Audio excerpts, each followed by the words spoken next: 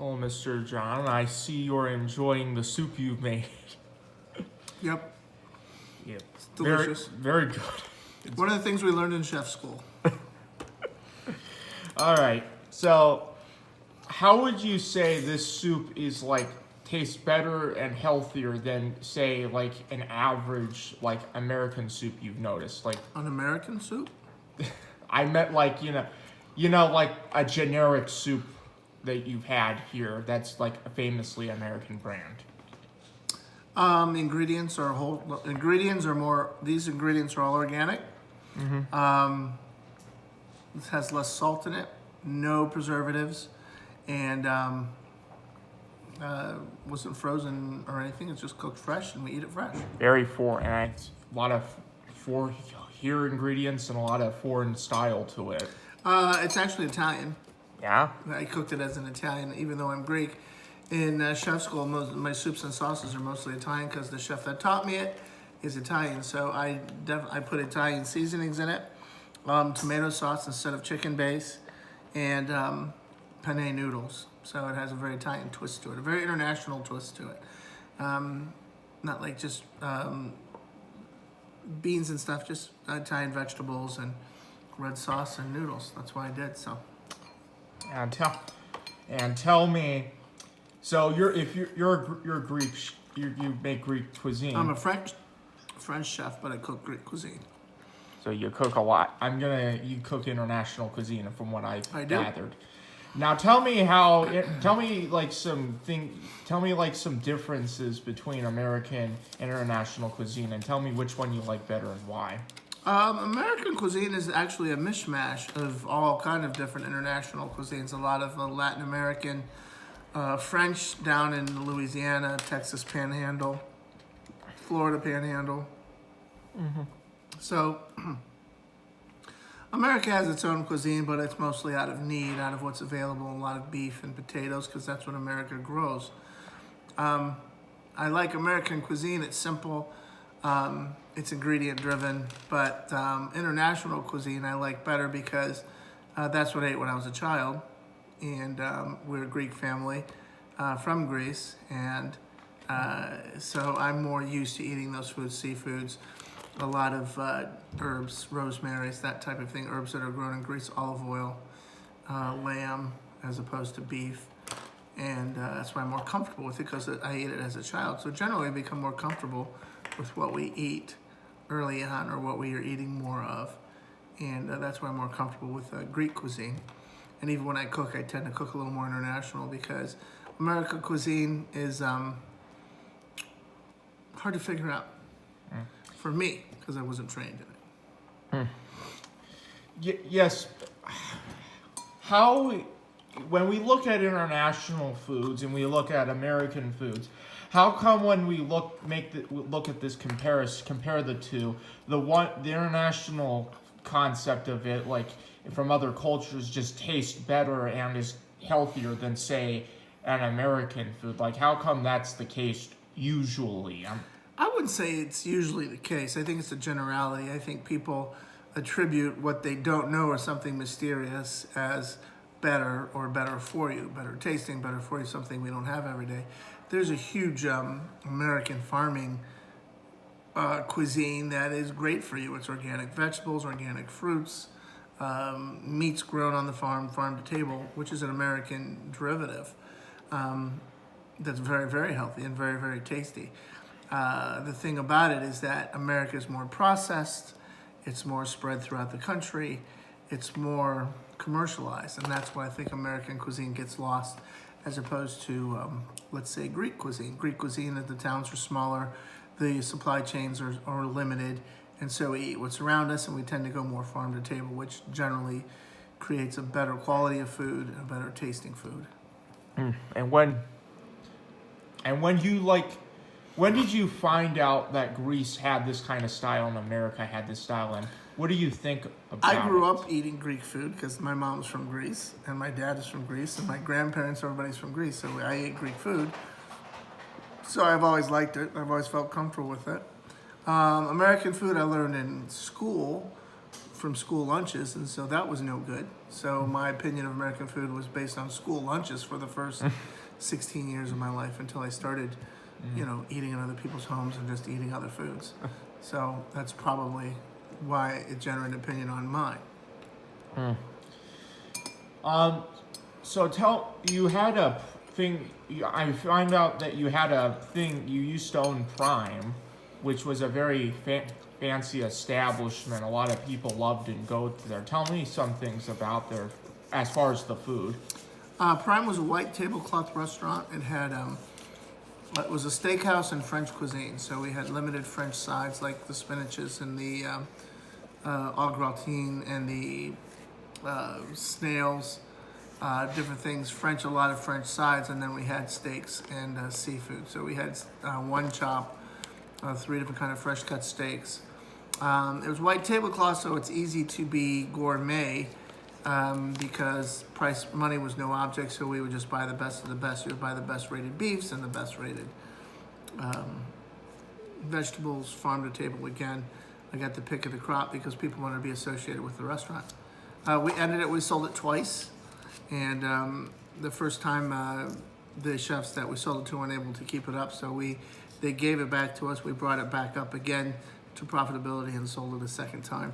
And as of right now, they're doing pretty good. So we bought and sold several restaurants actually, and the key is to have food quality, or at least know what you're about. So you have to know what level of food you're serving. People don't necessarily always want to eat gourmet or want to eat complicated French cuisine. Sometimes they're moved for a hamburger or a hot dog. So you have to know your customer and run your business accordingly, as we have several different businesses several different times. Thank you so much. Is that it? Yep. Good, let me eat my soup. Hello, what is your name? My name is Anila. And where are you from? I am from Pakistan. What are some common dishes that you would say are from Pakistan? Common dishes like chicken, karahi, chicken biryani, and there is one thing called aloo gosht. It is meat with potatoes in it. Yeah. Could you also explain what a chicken karahi is? Chicken karahi is the small pieces of chicken cooked in a kind of a wok with a lot of spices, onion. Some people put onion and some don't, but garlic, ginger, and lot of tomatoes, and with some hot spices. Could you explain what a biryani is? Biryani is basically rice cooked in either meat, if it's a meat biryani, or chicken, if it's chicken biryani. Yeah, with some spices, of course. Could you talk about some dishes that are not really dishes, just foods you ate in general that when you were like a child or around my age when you were in Pakistan? Well, there are all sort of dishes in Pakistan. There is a variety of vegetables over there, and meat. People cook meat in different ways, and chicken. So yeah, and also dal is kind of lentil with rice, and also naan. Could you explain what naan is? Naan is basically wheat bread. It's a kind of a flat bread. It's cooked in kind of it's cooked in tandoor. It's called tandoor. It's a kind of clay oven, and it's very delicious. And naan comes in a lot of varieties, like plain naan, garlic naan, butter naan, and there are some naan that are filled with some fillings like minced meat fillings, or minced chicken filling, or some vegetable like potato fillings. Yeah. What are some Pakistani foods that you would really just say that are mostly what you would usually eat? Like specific ones. Like that are commonly uh, people eat there. Yes. Well, commonly people eat one is chicken uh, and um, yeah, biryani, chicken, meat, goat meat, stew. With some vegetables in it and rice. They cook rice in a variety of ways. We eat rice, plain boiled rice, or mixed with some vegetables, or uh, even the rice are cooked with chickpeas in it. And also, commonly people eat some variety of vegetables, seasonal vegetables over there are available. Some vegetables are cooked in meat or some by itself. Some vegetables they eat with roti. Roti is called flatbread that they make usually at home, or some vegetables with rice, like spinach with meat, they eat with rice, or cauliflower, they eat with roti, and uh, mm, yeah, potato and other vegetables, carrots, peas, and also squash. Yeah. What are some Pakistani foods that you sorry. What are some Pakistani foods that you commonly cook today in like modern times? Yeah, modern time is like yeah, people eat all, even in modern time people like to eat roti there, um, with some dish like chicken dish or meat dish or some vegetables. They like to eat with roti, and freshly made roti at home, or sometimes if there is a kind of a curry kind of a thing, they like to eat it with white rice. Yeah. So, what are some like animal body parts that you think Americans would typically not eat? Like some body parts of a goat that you might Pakistanis might eat, but Americans would probably never in their lifetime. Uh, well, I cannot say because I don't know many American dishes. They might eat like yeah, it's goat feet. Yeah, they make um they cook over there goat feet, and they clean it, and then they make uh, very nice you know dish with it, and they eat it with naan. It's very delicious. And also goat or lamb brain, it's also very delicious. And liver, yeah, all sort of things. Or Hmm. goat or beef, yeah, they also make with beef. Well, would you like or actually, I think that would conclude our interview, and thank you for answering my questions and being with me as of this time right now. And goodbye. Yeah, thank you so much for asking me about my food. You're welcome.